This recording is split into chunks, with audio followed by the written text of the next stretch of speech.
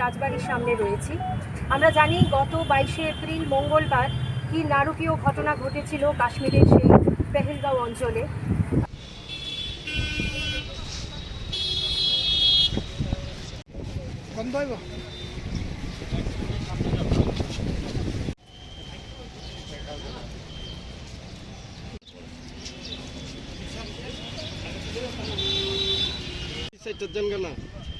মনুদা কিছু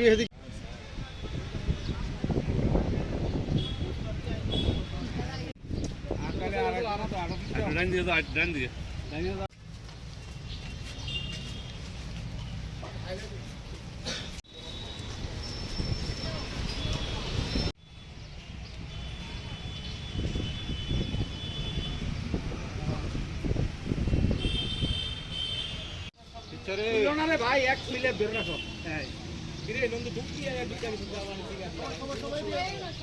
এদিকে তাকান, এদিকে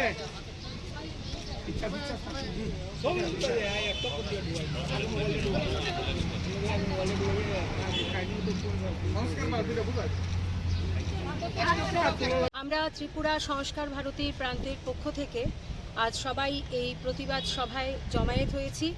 আমরা এই মুহূর্তে রাজবাড়ির সামনে রয়েছি।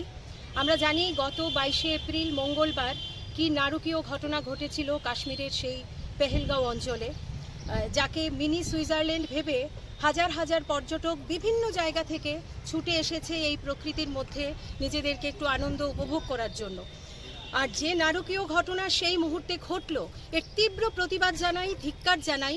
মানে এত ন্যাক্কারজনক ঘটনা যেটা সন্ত্রাসবাদীরা বিভেদগামী যারা ঘটিয়েছে, এর তীব্র প্রতিবাদ জানাই। কারণ আমাদের দেশ, আমরা কোথায় যাব, কোথায় বেড়াবো, আমরা পাহাড়ে যাব না সমুদ্রে যাব না মরুভূমিতে যাব, সেটা আমাদের সম্পূর্ণ স্বাধীনতা রয়েছে। সেখানে কেন বিদেশি সন্ত্রাসবাদীরা এসে আমাদের ওপর আক্রমণ করবে? আর যে সমস্ত মিডিয়ার জায়গায় আমরা যে সমস্ত কথাগুলো শুনে এসেছি, যে নাম ধরে ধরে জিজ্ঞেস করে করে হিন্দু না কি, সেগুলো জেনে জেনে যেভাবে আক্রমণ চালিয়েছে, তার তীব্র প্রতিবাদ জানাই আমরা।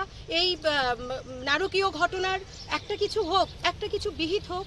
ভারত সরকারের কাছে আমাদের সবার বিনীত অনুরোধ এটাই যে আমরা এর একটা কিছু বিহিত চাই, এটার একটা সমাধান হোক। কারণ এভাবে চলতে দেওয়া যায় না।